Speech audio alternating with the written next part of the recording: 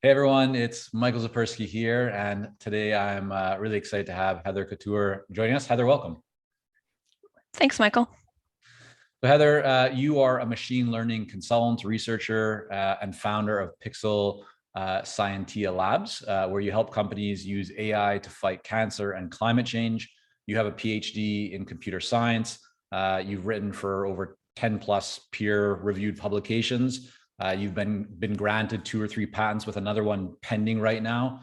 Your work has been featured in the likes of Scientific American, the Pathologist, Institute of Electrical and Electronics Engineers, and others. We've had the pleasure of working with you in our Clarity Coaching program, and I'm really excited to have you here today to share your story with everyone on the Consulting Success podcast. And I want to get started today, Heather, with kind of going back to the early days. Talk to me about where did the interest for AI and machine learning come from? I think I got interested in images and image processing first. So I discovered on one of my work terms when I was an undergrad, I worked for a company that did automated inspection systems. So they did an analysis of images on a manufacturing line. So that got me interested in ways that you can write software to analyze images to produce insights that would otherwise require a lot of time and expense of a person analyzing them. Right. And when that happened, did you, like, at that point, did you already have a lot of experience in programming and coding? Code, yeah. This was the end of second year of undergrad, so I'd already been programming for probably about 5 years at that point. And do you remember, like, going back to when you started programming? Like, I mean, these more recently, you have more programs and more discussion around getting women involved and, girls and so forth involved in coding. Like, this is the future of the world. There's more and more coding, more development. Back at that time, when you got started, were there many other female coders and programmers, or like what was the environment like for you to begin doing that at that time? Well, for me, I went to an all-girls high school, so I might have had an advantage there in that Nice, yeah. there were other girls taking the programming courses. But I also did some summer programs, one of them at the University of Toronto, and was there for 3 weeks over the summer after grade 11. So that would have been a mixture of boys and girls, and probably more boys than girls. Yeah. Yeah, so since I finished high school, it's always been the vast majority of men, and in the programs that I've been in, sometimes 20% girls, sometimes 10% girls. Quite often, especially in grad courses, I was the only female in the class. And how did you deal with that? Was that easy for you? I mean, like, just kind of going into your mindset at that time, do you have any memories of feeling like an outsider or feeling very different, or were you okay with it? Or kind of how, I'd love to know, like, how you were dealing with that and thinking about that that time. I think I felt different regardless, but not necessarily just because I was female, or I just don't always fit in the social crowd anyway. Right. So for me, being in a program with mostly men, some girls, I did not, I was happy where I was, and I was happy with the work I was doing. Yeah. And so I it didn't, the social side didn't matter as much at that point. And for you, I mean, with less focus on the social side, did that mean that you were diving a lot more, like just paying a lot more attention to the actual development and programming and the studies? Or like, how did you navigate that?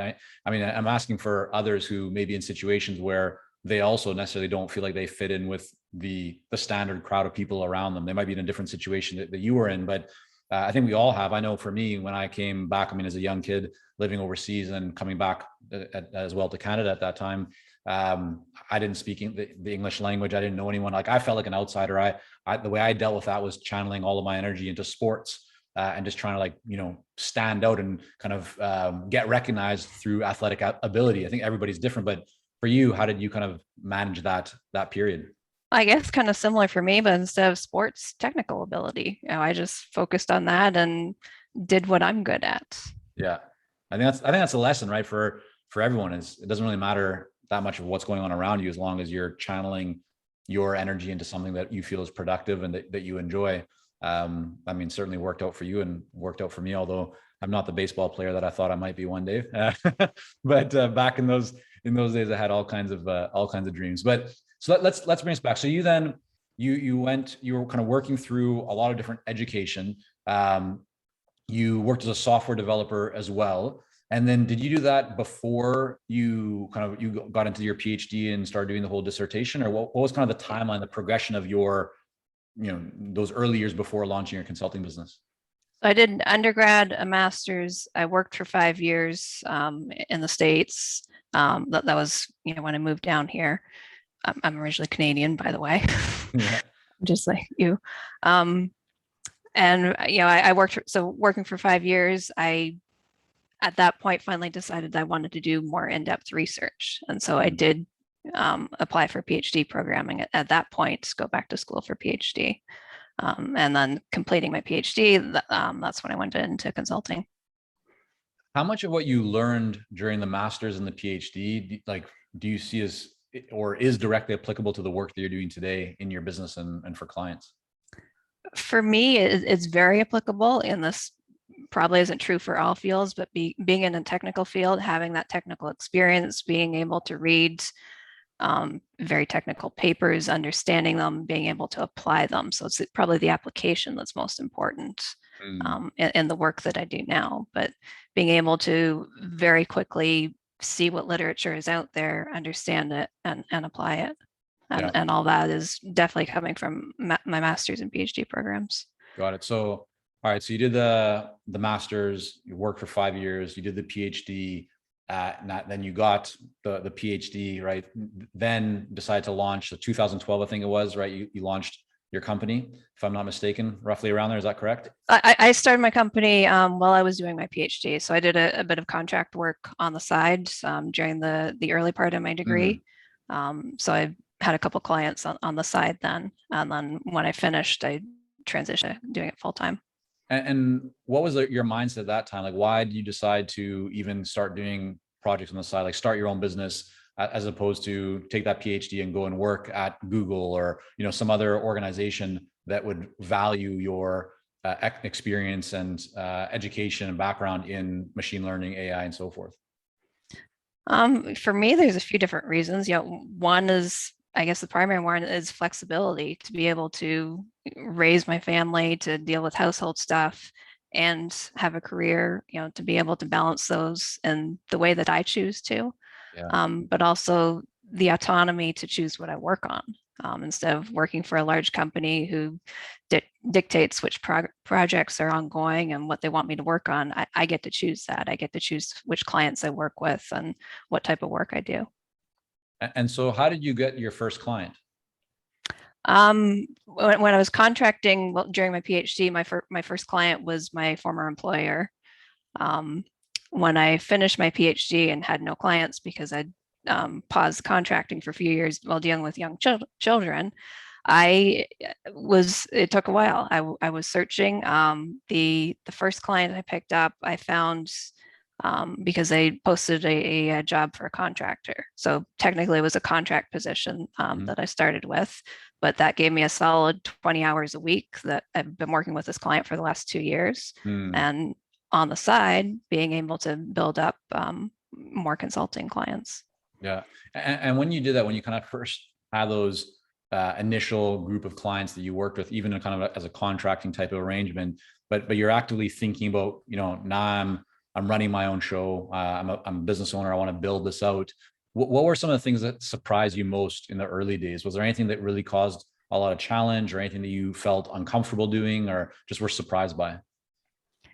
Probably not surprised, but the challenge for me is finding clients and having the conversations to get clients. I have no business background whatsoever. I've built up some of the skills over the last couple of years, of course, but I'm a very technical person. I had no idea how to do sales or marketing or any of that going into this. I could write software, I could write technical papers, and those were my skills going into this.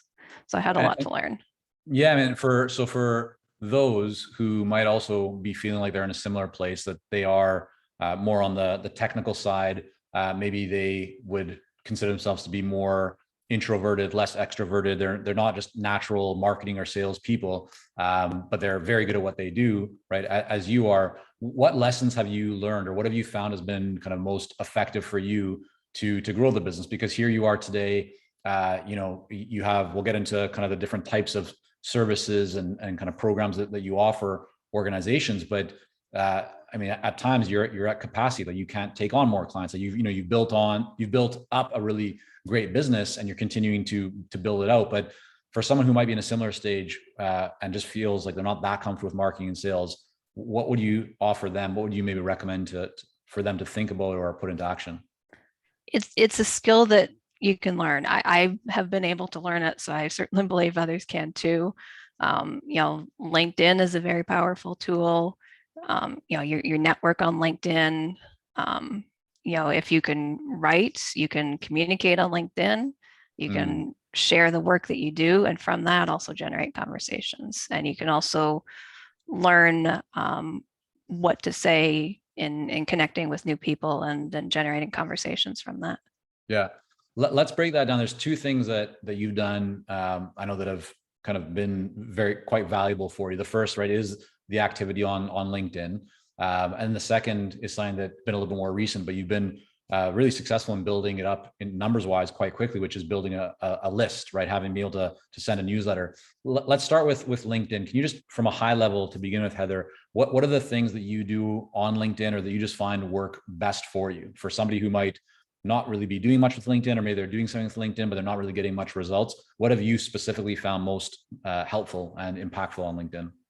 I think the biggest one for me was posting consistently. So I decided, I think it was about a year and a half, that I would post, and initially it was 2 days a week. I'm currently doing 3 days a week, but I needed to pick a number that I could commit to and do it every single week. So if it was 5 days a week, that would not have been maintainable for me. So I started slow, and I found articles to share, things to write about, scheduling these posts consistently. And from that, in the beginning, most people probably didn't even notice. I got very little engagement, but over the months, and it's been a year and a half now, most of the posts that I put out do get a lot of engagement. They get some comments.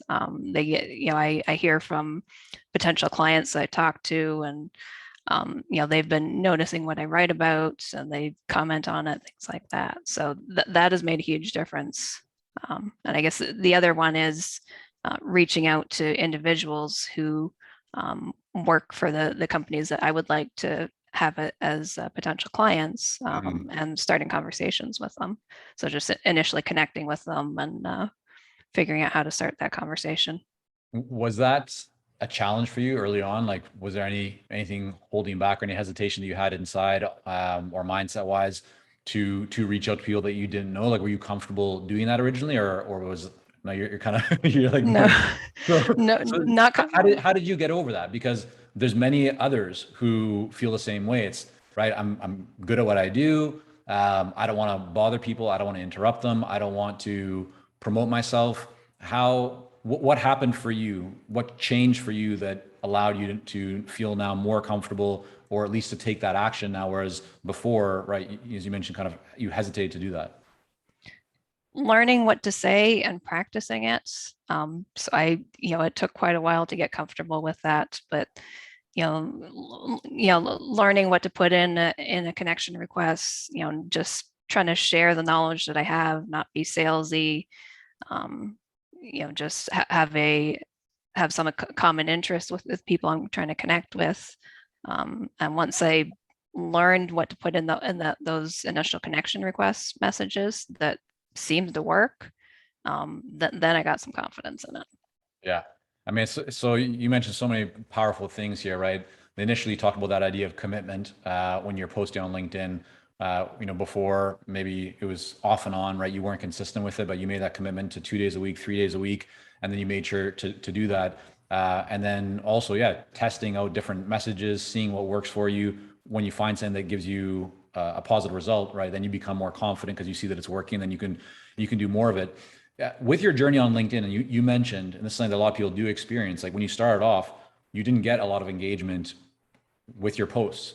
But I know that because, in seeing what you've been doing, it's almost like, you had this where there's a bit of a plateau, like not much change, could be a little bit frustrating for anybody. But then all of a sudden things like you reach that tipping point and you start to see a lot more engagement. Um, do you remember how, not necessarily just how long that took, but my real question is like, why do you stick with it? So many people would be in a situation where they try something, it doesn't get them the result that they want, and then they stop, they give up. But you went through that period where, at times it didn't produce the results, but you kept doing it, and not only have you kept doing it, like you've increased the amount that you've been doing it, and now you do get really great results from it. So what lessons do you learn, or what kind of kept your conviction through that period? I knew that others have been successful in being consistent. I knew that, that was one of the keys. Yeah. So I figured it might take a while, but if I'm gonna crack this marketing thing, then that's what I have to do. Yeah. Where does that come from? Like where that commitment that you have to stick with it. Is that something like, were you always like this from a young age, or is it something that you developed? If it's something that I care about, then yes. Yeah. If it's something that's not as important, then so be it. But if it's something that I consider important, then yeah, I definitely stick with it. This is, I mean, I'm really glad this is coming up because it's such a powerful and important point for everyone. So often I think, especially when it comes to things like marketing or doing outreach or follow up, things that aren't necessarily the most comfortable for all people. This is the first thing that typically kind of gets you stop doing, and you find reasons not to do it. But when you know your why, like your reason for doing this, in your case, maybe you trace that back. I mean, I might be putting words in your mouth here, Heather, so feel free to correct me. But as you said, like, having more autonomy, spending more time with your kids, raising your family, like being able to create a successful business that allows you to live on your own terms, is what keeps the conviction, right? So if you weren't clear on that, you might waver, but knowing what you want, and knowing, as you said, you've seen others in the community and so forth that have been able to achieve these results, you stuck with it. Is that accurate? Or That's definitely accurate. I in order to work for myself and be able to make a career that works with my family and works with, the type of work I want to do, I had to learn the business side of this, the sales and marketing, and I'm still very much learning. But I've, over the last year and a half, gained a lot of knowledge I didn't have before. yeah, made some really great strides. Let's talk about the newsletter for a moment, or kind of building this list, because I remember, conversation we had a while back, and you at that point, like, you didn't really have any list. You were reaching out to some people, you're posting on LinkedIn, and having a list, just so people understand. I mean, this is the ability to send one email out to multiple people. So this is different from sending one-to-one emails individually, manually, or whether you automate or whatever. But this is a real, like a typical classic newsletter. We put out a consulting success. We send, one main one every week, and then some other emails throughout the week. But having that list is such an asset, because it allows you to communicate with people, to offer things, to talk about things. And so you went from a place of having no list to now having, I don't know, is it how many hundreds of people? I think it's nearing 400 now. Okay, I mean, that's fantastic. And the number itself is not the most important thing, because you can find people who have very big lists and not much happens with them. You can find others who have much smaller lists, but they know they're building a real asset in their business because they have the right people. And that might lead to all different types of benefits in their business, whether it's hiring, whether it's filling up online workshops or webinars, or people becoming clients. But just kind of talk through a little bit about what are the things that you did to start building that list of the right kinds of people that you wanted to be able to communicate with. In the beginning, I had, I had a bunch of emails from, potential clients I'd reached out to on LinkedIn, people who are in my network, people who might be interested. But I didn't want to automatically put them on my list. I wanted them to opt in. So my first step was just a LinkedIn post saying, this is what I'm doing. I'm starting a newsletter. It's going to be about this. It's going to be bi-weekly. Go here to sign up. And within a few days, I had almost 100 subscribers. So that was, for me, that was the starting point. Continuing on from there, when I do my regular posts on LinkedIn about once a week, at the end, I'll put, if you enjoy this content and want to hear more, go here to subscribe. And so I continually build up some more subscribers along the way there. So the first distinction I want to make here is that you could have done what a lot of people do, which is to kind of take all of your LinkedIn connections or people in your database, throw them into your newsletter kind of broadcast platform, and just start sending emails. I don't know about you, Heather, but I'm guessing you feel the same way because of what you did. But I'm not a fan of that. Like when I connect with somebody on LinkedIn or I accept a connection request, and the next day I get an email from their newsletter, which I'd never signed up to, I don't really appreciate that. I mean, I think we all get more emails than we'd like to get these days. So you took the step that, while from a volume perspective, you could have built up volume much faster by just throwing people on your list. You didn't do that. You really thought first about the relationship. And I think that should be commended, because these days people are always looking for like the quick fix. But the quick fix is not always going to provide the best result. So the steps that you took to announce it, to go through with it, to be consistent and keep, encouraging or inviting people to join that newsletter, and building up to almost 400 people, I think is really, really powerful. And in terms of the communications or what you've been sending out in that newsletter, just so people have an idea of what that is, can you just kind of talk about what does that content look like, and how often are you sending it? I'm sending it every 2 weeks. It's built up in a way that's related to the things that I post on LinkedIn. So I have a process where I read articles. Some of it's related to client work, some of it's to maintain skills in my field.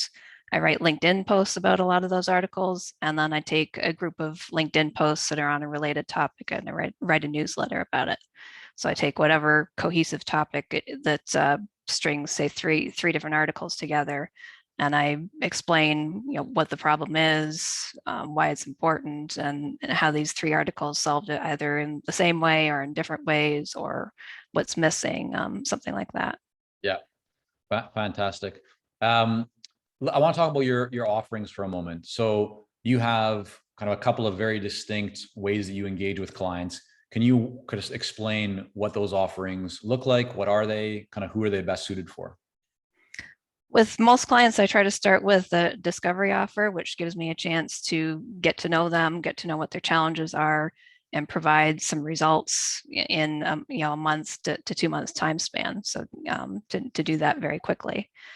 From there, I support my clients on a monthly ongoing basis, either as an advisor. So in that case, we just have regular calls. I provide resources, dig into the research as needed to follow up for meetings, provide what they need that way without touching code, without touching data. And then I can also work with them as a collaborator, in which case I am involved in coding, data analysis, results analysis, and anything like that.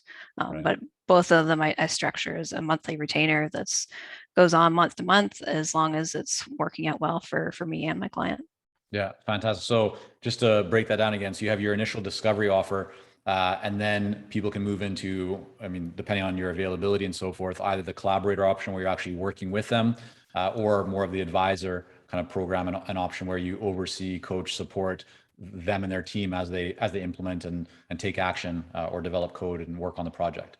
Yep. For the discovery offer, I'm sure people are wondering, well, like, okay, Heather, tell us more. Like, what are you actually doing in that discovery offer? Could you just explain a little bit more about what that looks like? Is it an assessment, an audit? Just kind of break down what a typical discovery offer might look like. I call it a machine learning roadmap. So, before starting that, I try to get very clear with the potential client what their most important challenge is related to machine learning and their data. So we try to keep the scope of the roadmap as narrow as possible, so that we can focus and get results. So maybe it's that they're having problems with generalizing their model to a new data set, for example. Yeah. And so the roadmap would involve understanding what their data is, what their current algorithms are, or in some cases it might be a new project and they're just planning and they don't know where to start.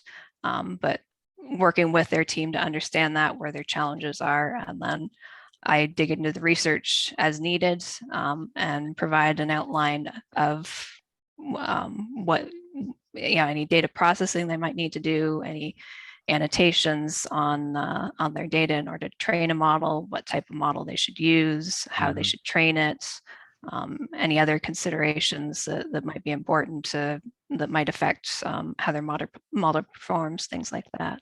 Right. So I outline that in a written document for them. You work in two fascinating areas: climate change and cancer. Why those two? Why have you kind of narrowed in or just focused on those? Well, to me, there is a common ground. They're both image based. So for me, it's about for me, the study of cancer is studying the microscopic images of cancer, and for climate change, it's from a remote sensing perspective. So satellite images of the Earth and analyzing them in different ways as needed. But my PhD research was related to breast cancer. So I've been working in that area for almost a decade now. So I have the experience. Mm, It's definitely cancer more broadly is challenge in how to diagnose it early enough, how to treat it appropriately, and in particular something called precision medicine, where the goal is to treat each individual tumor. So mm, not all breast cancers are the same. Each one, depending on its molecular properties, can be targeted with different treatments, have different prognosis, things like that. And from microscopic images, we can start to understand that a little bit better. yeah. I'm coming at that from a decade of research in that area. You've been seeing significant growth in your business to the point where you're looking to build more of a team, and it's a challenging area, right? It's have talked about, because there is so much demand for machine learning and AI. Oftentimes, people are just looking to the big organizations, but for anyone who might be listening right now, who might have some expertise in this area or might know somebody who has some expertise in this area, why don't you just take a moment right now and share kind of what you're looking for in terms of building your team? What are kind of the roles or the people or person, what kind of qualifications, just in case somebody might know the right kind of person, so they could reach out to you? Yeah, no, I'm looking for a machine learning researcher with a PhD and a machine learning engineer with a master's. The engineer is probably higher priority at this point. But somebody who knows computer vision very well, so that's machine learning applied to images. They know ways to use deep learning and traditional machine learning, and all the algorithms related to that. Yeah. So I'm hoping I can find somebody with medical imaging experience, because this is related to pathology. But it's, as you said, it's a very challenging area to hire in, because there's short supply of people with these skills. Yeah. So there you have it, everyone. If you or someone has that expertise, definitely reach out to Heather. We'll talk about how you can get in touch with Heather in just a moment. But she's the real deal, built up a really great company, doing very exciting work. So if you know anyone or you yourself are interested, I would highly recommend getting in touch. So before we wrap up for today, Heather, a couple of questions, actually 3 questions I want to ask you. The first is, when you think about the success that you've had to date, and you look at kind of the habits that you've developed and what you do, maybe something happens every single day that you feel really contributes to the success and the impact that you've been able to create in your business, might be more on the business side, might be more on the personal side. What are 1 or 2 habits that just really stand out for you that you feel like, yeah, this is critical, and I really always have to keep doing it? If I guess one on the personal side is, I've started running in the morning 5 days a week. That's what I have to do. It gets my exercise in, gets it Yeah. done before I even start at work. Um, Other habits are not necessarily daily, but they might be more weekly. And scheduling my LinkedIn posts, doing outreach on LinkedIn, writing my newsletter every other week, reading papers consistently, so I have things to post about. All that type of stuff is scheduled more on a weekly basis. Awesome. I'm really happy to hear about the running, because some people know I'm a daily runner. I need to get that in the morning before the day takes over, and yeah, just kind of get the sweat going a little bit, and allows me to actually, one thing I do, I don't know if you do this, Heather, but I listen to podcasts when I'm running. For me, that's a way to multitask and to get inspired, to get new information, to learn as I'm exercising. So I can kind of accomplish multiple things at once. Next question for you is, over the last 6 months, best book you've read or listened to? Could be fiction or nonfiction. Anything stand out? That's a good question because I've been reading a lot of papers and fewer books. I guess one would be Traction. Gino Wickman, EOS. Yeah. Yeah. Yeah. Great book. Okay. So before we wrap up, I want to first of all thank you, Heather, for coming on here today. And this is one of the most important questions, which is for people who want to learn more about you, learn more about your company, see examples of your newsletter, just the content that you put out. Where's the best place for them to go? My website, which is pixelscientia.com. So PIXELSCIENTIA.com, or on LinkedIn, Heather D. Couture. You can find me if you search for that. There we go. We'll have all that linked up in the show notes. Heather, again, thanks so much for coming on today. Thanks for having me, Michael.